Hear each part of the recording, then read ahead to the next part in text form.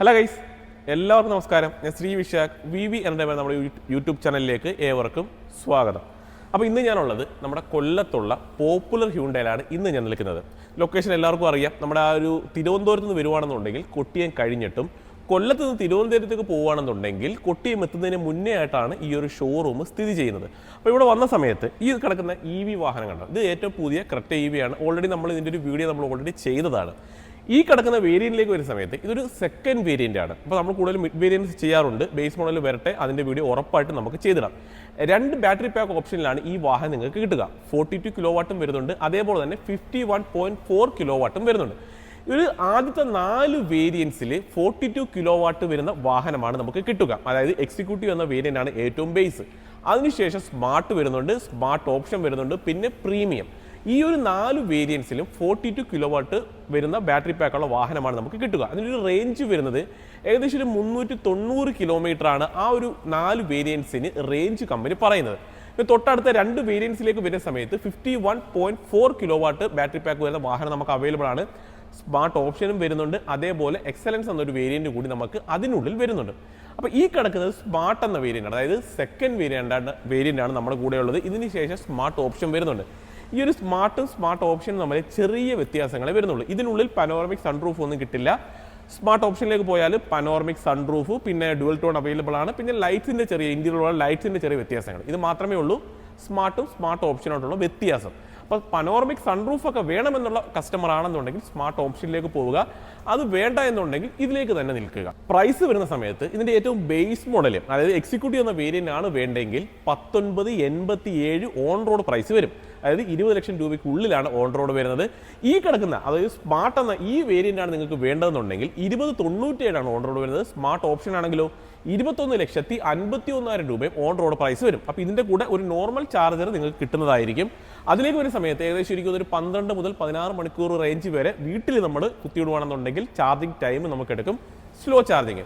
ഇനി ഇതിന്റെ fast charging വേണമെന്നുണ്ടെങ്കിൽ ഒരു 80,000 രൂപ നിങ്ങൾ കൊടുത്തു കഴിഞ്ഞാൽ 11 കിലോ വാട്ടിന്റെ ഒരു ചാർജിങ് യൂണിറ്റ് നിങ്ങൾ വീട്ടിൽ കൊണ്ടുവന്ന് വെച്ച് തരുന്നതായിരിക്കും. ഒരു 80,000 രൂപയാണ് പേ ചെയ്യേണ്ടത്. അതിന് ചാർജിങ് ടൈം വരുന്നത് ഏകദേശം ഒരു 4 മണിക്കൂർ കൊണ്ട് ഈ ഒരു വാഹനം നിങ്ങൾക്ക് ഫുൾ ചാർജ് ആവും. അപ്പോൾ നിങ്ങളുടെ കയ്യിൽ എക്സ്ട്രാ ഒരു 80,000 രൂപ കൂടി ഉണ്ട് എന്നുണ്ടെങ്കിൽ, ഇപ്പോൾ 20 ലക്ഷം രൂപയ്ക്ക് ഒരു വണ്ടി മേടിക്കുന്ന ഒരാളെ സംബന്ധിച്ച് ഒരു 80,000 രൂപ കൊടുക്കുന്ന പോലെ കാര്യമൊന്നുമല്ല. അപ്പോൾ ഒരു 80,000 രൂപ കൂടി കൊടുത്തു കഴിഞ്ഞാൽ ഒരു ചാർജിങ് യൂണിറ്റ്, അതുകൊണ്ട് അവിടെ ഇരിപ്പുണ്ടത്, ആ ഒരു ചാർജിങ് യൂണിറ്റ് നിങ്ങളുടെ വീട്ടിൽ അവർ കൊണ്ടുവന്ന് വെച്ച് തരും. വെറും 4 മണിക്കൂർ കൊണ്ട് അത് ഫുൾ ചാർജ് ആവും. ഇനി 50 കിലോ വാട്ടിന്റെ ചാർജറാണ് നിങ്ങൾ യൂസ് ചെയ്യുന്നത് എന്നുണ്ടെങ്കിൽ 10% മുതൽ 80% ചാർജ് ആവാൻ 58 മിനിറ്റ് മാത്രം മതിയാവും ഇതിന്റെ ചാർജിങ് ടൈം. അപ്പോൾ ചാർജിങ് ടൈം പല രീതിയിൽ വരുന്നുണ്ട്. ഏറ്റവും സ്ലോ ചാർജിങ് പറഞ്ഞു, 11 കിലോ വാട്ടിന്റെ ചാർജർ യൂസ് ചെയ്താൽ എത്രയാണെന്ന് പറഞ്ഞു, 50 കിലോ വാട്ടിന്റെ ചാർജർ യൂസ് ചെയ്താൽ എത്രയാണെന്ന് പറഞ്ഞിട്ടുണ്ട്. വാറണ്ടിയൊക്കെ എല്ലാവർക്കും അറിയാം, 8 വർഷമൊക്കെ തന്നെ എല്ലാ ഇലക്ട്രിക് EVകൾക്കും നൽകാറുള്ളത്. ചിലരൊക്കെ അൺലിമിറ്റഡ് നൽകുന്നുണ്ട്, അത് ഫസ്റ്റ് ഓണർഷിപ്പിന് മാത്രമേ ഉള്ളൂ. ഇതിനിപ്പോൾ 8 വർഷവും 1,60,000 കിലോമീറ്ററുമാണ് ഇതിൻ്റെ ഒരു വാറണ്ടിയെ കുറിച്ച് അവർ പറഞ്ഞിട്ടുള്ളത്. അപ്പോൾ എന്തൊക്കെ ഫീച്ചേഴ്സാണ് ഇനി ഇതിനകത്ത് വരുന്നത് എന്നുള്ളത് ജസ്റ്റ് ഒന്ന് കണ്ടുപോക്കാം. അപ്പോൾ ഈ ഒരു വാഹനം നിങ്ങൾ കാണുന്ന സമയത്തെ ഇതൊരിക്കലും ഒരു സെക്കൻഡ് വേരിയന്റ് ആണെന്ന് പറയാൻ പറ്റില്ല. കാരണം ഞാനിവിടെ വന്ന സമയത്ത് ഞാൻ ഈ വാഹനം കണ്ട ഞാൻ വിചാരിച്ച സത്യത്തിൽ ടോപ്പ് എൻഡ് ആയിരിക്കും ഞാൻ കരുതിയത്. ഇപ്പോൾ നോക്കിയപ്പോഴാണ് 360 ഡിഗ്രി ക്യാമറ കാണുന്നില്ല. അതൊക്കെ നോക്കിയപ്പോഴാണ് ഞാൻ ഏത് വേരിയന്റ് ആണെന്ന് ചോദിച്ചത്. അപ്പോഴാണ് പറഞ്ഞത് സെക്കൻഡ് വേരിയന്റ് ആണെന്നുള്ളത്. അപ്പോൾ ഫ്രണ്ടിൽ നിന്ന് തന്നെ തുടങ്ങാം. DRL അവൈലബിൾ ആണ്. അത് കണക്റ്റഡ് ആയിട്ട് പോകുന്ന രീതിയിൽ തന്നെയാണ് അവർ നൽകിയേക്കുന്നത്. ആ ഒരു ഗ്രില്ല് യൂണിറ്റിലൊക്കെ ആ ഒരു എന്താ പറയുക, നല്ല ക്രിസ്റ്റൽ പോലത്തെ ആ ഒരു മെറ്റീരിയലൊക്കെ കാണാം, നല്ല ഗ്ലാസ് പോലെ തോന്നിക്കുന്ന രീതിയിലാണ് ആ ഒരു ഗ്രില്ല് യൂണിറ്റ് ഈ ഒരു പോർഷനൊക്കെ അവർ നൽകിയിട്ടുള്ളത്. അതിനുള്ളിൽ തന്നെ ചെറിയ ക്യൂബ് പോലെ, അതായത് ചെറിയ സ്ക്വയർ ഷേപ്പ് ഡിസൈൻ പാറ്റേൺ കാണാൻ സാധിക്കുന്നുണ്ട്. ഗ്രില്ലിൽ നമുക്കത് കാണാം. അപ്പോൾ ഒരു EV വാഹനം ആയതുകൊണ്ട് തന്നെ ഫ്രണ്ട് പോർഷൻ, അതായത് ഗ്രില്ലും കാര്യങ്ങളൊക്കെ ഫുള്ളി ക്ലോസ്ഡ് ആയിട്ടാണ് ഇരിക്കുന്നത്. നല്ല ഗ്ലോസി എലമെന്റ്സിലാണ് അതൊക്കെ നൽകിയിട്ടുള്ളത്. നമുക്ക് ഇവിടെ ഈ ഒരു പോർഷനിൽ കൂടിയാണ് വാഹനം ചാർജ് ചെയ്യേണ്ടത്. നിലവിൽ ഇപ്പോൾ ഈ ഒരു വാഹനം ഫുൾ ചാർജാണ്. 4 കട്ട കാണാം. അത് ഈ ഒരു കട്ട ഉദ്ദേശിച്ചത് 25% ചാർജാണ് ഈ ഒരു ക്യൂബ് കൊണ്ട് അവർ ഉദ്ദേശിച്ചത്. അപ്പോൾ ഫുൾ ചാർജിൽ തന്നെയാണ് ഈ ഒരു വാഹനം കിടക്കുന്നത്. ഈ ഒരു പോർഷനിൽ കൂടിയാണ് നമ്മളത് ചാർജ് ചെയ്യേണ്ടത്. അപ്പോൾ താഴ്ഭാഗത്താണ് ചെറിയ എയർ ഇൻഡിക്കേറ്റർ വരുന്നുണ്ട്. ഇത് നമ്മൾ ഓടിക്കുന്ന സമയത്ത് അത് ഓപ്പൺ ഒക്കെ ആവുന്നുണ്ട്. ആ ഒരു രീതിയിലേക്കാണ് നൽകിയിട്ടുള്ളത്. ടേൺ ഇൻഡിക്കേറ്ററിൻ്റെ ആ ഒരു ഡിസൈൻ പാറ്റേൺ കണ്ടോ, ഈ ഒരു രീതിയിലാണ് ആ ഒരു ടേൺ ഇൻഡിക്കേറ്റർ ഫംഗ്ഷൻ ചെയ്യുന്നത്. കണ്ടോ, 3 സ്ലോട്ട് എന്ന രീതിയിലാണ് നൽകിയിട്ടുള്ളത്. ഈ ഒരു രീതിയിലാണ് അത് ഫംഗ്ഷൻ. അത് നല്ല രസമുണ്ട് കാണാനായിട്ട്. അപ്പോൾ ഫ്രണ്ട് പാർക്കിംഗ് സെൻസർ, അതേപോലെ 360 ഡിഗ്രി ക്യാമറ തുടങ്ങിയ കാര്യങ്ങൾ ഈ ഒരു സെക്കൻഡ് വേരിയന്റിൽ നമുക്ക് കിട്ടില്ല. LED ലൈറ്റ്സ് തന്നെ നൽകിയിട്ടുണ്ട്. അപ്പോൾ ഫ്രണ്ട് പോർഷനിൽ നമുക്ക് ഹൈലൈറ്റായിട്ട് പറയാൻ പറ്റുന്നത് ആ ഒരു LED ലൈറ്റ്സും DRLും അങ്ങനെയുള്ള കാര്യങ്ങൾ തന്നെയാണ് നോർമലി വരുന്ന ഫീച്ചേഴ്സാണ് നൽകിയിട്ടുള്ളത്. അപ്പോൾ വേറെ കാര്യങ്ങളൊന്നുമില്ല ഫ്രണ്ട് പോർഷനിൽ പറയാനായിട്ട്. ഇതൊരു ബ്ലാക്ക് കളർ കൂടിയാണ്. അപ്പോൾ സെക്കൻഡ് വേരിയന്റിൽ നമുക്ക് ബ്ലാക്ക് കളർ ഓപ്ഷൻ നമുക്ക് അവൈലബിൾ ആണ്. പിന്നെ ഓഷൻ ബ്ലൂ എന്ന് പറയുന്ന ഒരു കളറാണ് ഇവരുടെ ഒരു സിഗ്നേച്ചറായിട്ട് ഈ ഒരു വാഹനത്തിൽ വരുന്നത്. അപ്പോൾ അതിനകത്ത് ഡോൾ ടോൺ ഒക്കെ നമുക്ക് അവൈലബിൾ ആണ് ആ ഒരു കളർ ഓപ്ഷൻസിൽ. അത് നിങ്ങൾ ജസ്റ്റ് വിളിച്ചാൽ മതി, താഴത്തെ നമ്പറിൽ ജസ്റ്റ് കോൺടാക്ട് ചെയ്താൽ കൂടുതൽ ഡീറ്റെയിൽസ് അവരത് പറഞ്ഞു തരും. സൈഡിലേക്ക് വരാം. ഹുഡിൻ്റെ പോർഷനിലേക്ക് അത്യാവശ്യം ക്യാരക്ടർ ലൈൻസോ കാണാനായിട്ട് പറ്റുന്നുണ്ട്. സൈഡിലേക്ക് ഒരു സമയത്ത് നമ്മളൊരു നോർമൽ കറക്റ്റ് കാണുന്ന അതേപോലെ തന്നെയാണ് ഇതിൻ്റെ ഒരു സൈഡ് പ്രൊഫൈലും വന്നിട്ടുള്ളത്. പ്രത്യേകിച്ച് അങ്ങനെ വ്യത്യാസങ്ങളോ കാര്യങ്ങളൊന്നും പറയാനായിട്ട് ഒന്നും തന്നെയല്ല. ഈ ഒരു അലോയുടെ ആ ഒരു ഡിസൈൻ പാറ്റേണിലാണ് ചെറിയൊരു വ്യത്യാസം നമുക്ക് പറയാൻ പറ്റുന്നത്. നല്ല രസമുണ്ട്. ആ ഒരു അലോയിൽ നൽകിയിട്ടുള്ളത് നല്ല 2 കളേഴ്സിൻ്റെ കോമ്പിനേഷൻ നമുക്ക് അതിനുള്ളിൽ കാണാനായിട്ട് സാധിക്കുന്നുണ്ട്. ഇതിൻ്റെ ഒരു ടയർ സൈസിലേക്ക് വരുന്ന സമയത്ത് ഏകദേശം ഒരു 17 ഇഞ്ചാണ് ഇതിൻ്റെ ടയർ സൈസ് നൽകിയിട്ടുള്ളത്. 215/60R17 ആണ് ടയർ പ്രൊഫൈൽ. ഗുഡ് എന്ന ടയറാണ് വാഹനത്തിൽ യൂസ് ചെയ്ത്. ക്ലാഡിംഗ് ഒക്കെ സൈഡ് പോർഷനിലായിട്ട് വരുന്നുണ്ട്. ഇവിടെ ചെറിയൊരു ഗ്ലോസി എലമെന്റിലുള്ള ഒരു ക്ലാഡിംഗ് കൂടി കാണാനായിട്ട് പറ്റുന്നുണ്ട്. അത്യാവശ്യം നല്ല ക്യാരക്ടർ ലൈൻസ് ഒക്കെ ഹുഡിൻ്റെ പോർഷനിലേക്കായിട്ട് വരുന്നുണ്ട്. ഫ്രണ്ടിലായിട്ടും നല്ല ക്യാരക്ടർ ലൈൻസ് ഒക്കെ നൽകിയിട്ടുള്ളതായിട്ട് കാണാം. മിററൊക്കെ നോർമലി നമ്മൾ ആ ഒരു എന്താ പറയുക പെട്രോൾ വാഹനത്തിൽ ഡീസലിലൊക്കെ കണ്ടതുപോലെ സെയിം തന്നെയാണ്. പ്രത്യേകിച്ച് യാതൊരു വ്യത്യാസങ്ങളും വരുന്നില്ല. റൂഫ് റെയിലൊക്കെ വരുന്നുണ്ട്. ഗ്ലോസി എലമെന്റിലുള്ള റൂഫ് റെയിലാണ് വരുന്നത്. ഇവിടെയും നല്ലൊരു ഗ്ലോസി എലമെന്റ് ഒരു കളർ തീം നൽകിയിട്ടുള്ളതായിട്ട് കാണാം. കാര്യങ്ങളൊന്നുമില്ല പറയാനായിട്ട്. അത്യാവശ്യം ക്യാരക്ടർ ലൈൻസ് ഒക്കെ നമുക്ക് ആ ഒരു സൈഡ് പോർഷനിലൊക്കെ കാണാം. ഒരു ബ്ലാക്ക് കളർ വാഹനം ആയതുകൊണ്ട് തന്നെ ക്ലാഡിംഗ് ഒന്നും വളരെ പെട്ടെന്ന് അറിയാനായിട്ടൊന്നും സാധിക്കില്ല. ഒരു 200 mm അടുപ്പിച്ച് ഗ്രൗണ്ട് ക്ലിയറൻസും കാര്യങ്ങളൊക്കെ വാഹനത്തിന് അവൈലബിൾ ആണ്. റിയർ പോർഷനിലേക്ക് വരാം. നമ്മൾ ഈ ഒരു റിയർ പോർഷനിലേക്ക് വരുന്ന സമയത്ത് LED ആണ് ലൈറ്റ്സ് ഒക്കെ നൽകിയിട്ടുള്ളത്. കണക്റ്റഡ് ആയിട്ട് പോകുന്ന രീതിയിൽ തന്നെ നൽകിയിട്ടുണ്ട്. ആ ഒരു സ്ക്വയർ പോലെ തോന്നുന്ന ആ ഒരു ഡിസൈൻ പാറ്റേൺ ആണ് ഇവിടെയൊക്കെ കാണാം. റിവേഴ്സ് സെൻസറും അതേപോലെ റിവേഴ്സ് ക്യാമറയും അവൈലബിൾ ആണ്. ഇലക്ട്രിക് എന്നൊരു ബ്രാൻഡിങ് ഇവിടെയായിട്ട് അവർ പ്ലേസ് ചെയ്തു. ആ ലൈറ്റ് ഒക്കെ നല്ല രസമുണ്ട് കാണുന്നതിനുണ്ട്. റിയർ വൈപ്പറും ഡിഫോഗർ ലൈനും ഒക്കെ നമുക്ക് അവൈലബിൾ ആണ്. സ്പോയിലർ വരുന്നുണ്ട്. അതിൽ തന്നെയാണ് ഹൈ മൗണ്ട് സ്റ്റോപ്പ് ലാമ്പ് വരുന്നത്. ഷാർഫിൻ ആൻറ്റിനയും വരുന്നുണ്ട്. ഇതാണ് ഈ ഒരു വാഹനത്തിൻ്റെ കൂടെ കിട്ടുന്ന നോർമൽ ചാർജർ. കണ്ടോ, ഈ ഒരു ചാർജറാണ് ഈ ഒരു വാഹനത്തിൻ്റെ കൂടെ കിട്ടുന്നത്. ഇതാണ് നമ്മുടെ ഈ ഒരു വാഹനത്തിൻ്റെ നോർമൽ ചാർജർ. ഇതിന് നിങ്ങൾ പ്രത്യേകിച്ച് പേയ്മെൻറ്റോ കാര്യങ്ങളൊന്നും കൊടുക്കേണ്ട. ഇത് ഫ്രീ ആയിട്ട് കിട്ടുന്നതാണ്. ജസ്റ്റ് ഇവർ പുറകിൽ ഇട്ടിട്ടുണ്ടെന്നേ ഉള്ളൂ. ഈ ഒരു കവറിനുള്ളിലായിട്ടാണ് ഇരിക്കുന്നത്. ഇതിന് അടിയിലായിട്ട് സ്പേസോ കാര്യങ്ങളൊക്കെ ഉണ്ടോ എന്ന് നോക്കിക്കോട്ടെ. ജസ്റ്റ് ഒന്ന് ഓപ്പൺ ചെയ്ത് നോക്കാം. സ്പെയർ ടയർ അവർ റിയർ പോർഷനിലായിട്ട് അവർ പ്ലേസ് ചെയ്തിട്ടുണ്ട്. 60/40 സ്പ്ലിറ്റിങ്ങും അതേപോലെ തന്നെ പാഴ്സൽ ട്രെയും നൽകിയിട്ടുണ്ട്. ഇപ്പോൾ ഞാൻ വേറൊരു കാര്യം പറഞ്ഞതാണ്, ഒരു 11 kW ഒരു ചാർജർ. ഇതാണ് ആ ഒരു ചാർജർ. കണ്ടോ, ഈ ഒരു രീതിയിലാണ് ഈ ഒരു ചാർജറാണ് നിങ്ങൾക്ക് വീട്ടിൽ കൊണ്ട് വെച്ച് തരുന്നത്. വെറും 4 മണിക്കൂർ കൊണ്ട് ഈ ചാർജർ ഉപയോഗിച്ച് വാഹനം ഫുൾ ചാർജ് ചെയ്യാനായിട്ട് സാധിക്കും. ഞാൻ ആ കാണിച്ച ചാർജർ ആണെന്നുണ്ടെങ്കിൽ 12 മുതൽ 16 മണിക്കൂർ വരെ വരും. ഇത്രയും വില കൊടുത്തൊരു വണ്ടി വാങ്ങുന്ന ഒരു കസ്റ്റമർ ഉറപ്പായിട്ടും ഈ ഒരു 80,000 രൂപ കൂടി കൊടുത്ത് ഈ ഒരു ചാർജർ കൂടി മേടിക്കും. വെറും 4 മണിക്കൂർ കൊണ്ട് വാഹനം ചാർജ് ചെയ്യാനായിട്ട് പറ്റും. സോളാറും കൂടി ഉണ്ടെന്നുണ്ടെങ്കിൽ ഒരു വിഷയങ്ങളുമില്ല. സെറ്റ് അവിടെ പ്ലേസ് ചെയ്തേക്കാം. ജസ്റ്റ് അകത്തേക്ക് വരാം. കീലെസ് എൻട്രി ഈ ഒരു വേരിയന്റിൽ വരുന്നുണ്ട്.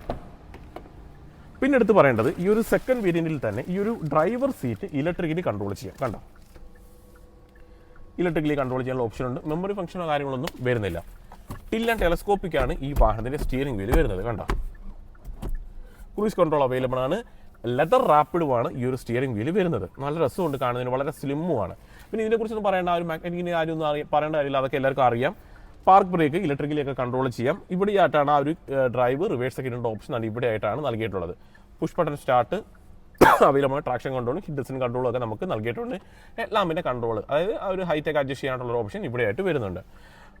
പാഡൽ ഷിഫ്റ്റും കാര്യങ്ങളൊക്കെ അവൈലബിൾ ആണ്. ഡാഷ്ബോർഡ് കണ്ടോ, നല്ല പ്രീമിയം രീതിയിലുള്ള ഡാഷ്ബോർഡാണ് നമുക്ക് ഈ ഒരു വാഹനത്തിൽ നൽകിയത്. നമ്മൾ ഡീസൽ പെട്രോൾ വാഹനങ്ങളിൽ കമ്പയർ ചെയ്ത് കഴിഞ്ഞാൽ ഇതിനകത്ത് പ്രത്യേകിച്ച് പുതുമകളൊന്നും പറയണ്ട. പക്ഷേ ഇതിനകത്ത് ഈ ഒരു EVയുടെ സെക്കൻഡ് വേരിയന്റിൽ എന്തൊക്കെ ഫീച്ചേഴ്സ് ഉണ്ടെന്ന് നിങ്ങൾ ജസ്റ്റ് ഒന്ന് നോക്കും. അപ്പോൾ ഓൾറെഡി സ്റ്റിയറിംഗിനെ കുറിച്ച് നമ്മൾ സംസാരിച്ചു. ഈ ക്ലസ്റ്ററിലേക്ക് ഒരു സമയത്ത് ഫുള്ളി കണക്റ്റഡ് ആയിട്ട് പോകുന്ന രീതിയിൽ തന്നെയാണ് ആ ഒരു ക്ലസ്റ്ററും ആ ഒരു ഇൻഫോർടൈൻമെന്റ് സിസ്റ്റം അവർ നൽകിയത്. ഫുള്ളി ടച്ച് പാഡ് തന്നെ വരുന്നുണ്ട്. ഈ ഒരു സെൻട്രലായിട്ട് വേറെ കാര്യങ്ങളൊന്നും ഇല്ല കേട്ടോ. അവിടെ വേറെ കാര്യങ്ങളൊന്നും ഇൻഫോർടൈൻമെന്റ് സിസ്റ്റവും അതേപോലെ ക്ലസ്റ്റർ യൂണിറ്റും കാണാം. നമുക്ക് ഡ്രൈവ് മോഡുകൾ മാറ്റുന്നതിനനുസരിച്ച് ആ ഒരു ക്ലസ്റ്ററിലുള്ള ഒരു കളർ തീമിൽ നല്ല രീതിയിൽ വ്യത്യാസം വരുന്നുണ്ട്. എക്കോ, നോർമൽ, സ്പോർട്ട് എന്നിങ്ങനെ 3 ഡ്രൈവ് മോഡുകളാണ് ഈ ഒരു വാഹനത്തിൽ കമ്പനി നൽകിയിട്ടുള്ളത്. അത് എടുത്തു പറഞ്ഞേക്കാം. ബാക്കി കാര്യങ്ങളൊക്കെ ഓൾറെഡി നമ്മൾ സംസാരിച്ചു. ഓട്ടോ എല്ലാം യൂണിറ്റും കാര്യങ്ങളൊക്കെ തന്നെയാണ് ഈ ഒരു വാഹനത്തിൽ വരുന്നത്. വളരെ സോഫ്റ്റ് ആണ് ഇതിൻ്റെ ഒരു സ്റ്റിയറിംഗ് വീല് വരുന്നത്. ബ്ലൂനിങ്ങും കാര്യങ്ങളൊക്കെ നമുക്ക് ഓൾറെഡി അവൈലബിൾ ആണ്. ഹ്യുണ്ടായുടെ വാഹനങ്ങളിൽ നമ്മൾ പണ്ട് മുതലേ കണ്ടുവരുന്നൊരു കാര്യമാണ് ആ ഒരു സ്മാർട്ട് ഫീച്ചേഴ്സൊക്കെ. അതൊന്നും ഞാനിനി എടുത്തു പറയേണ്ട കാര്യങ്ങളൊന്നും തന്നെ വരുന്നില്ല.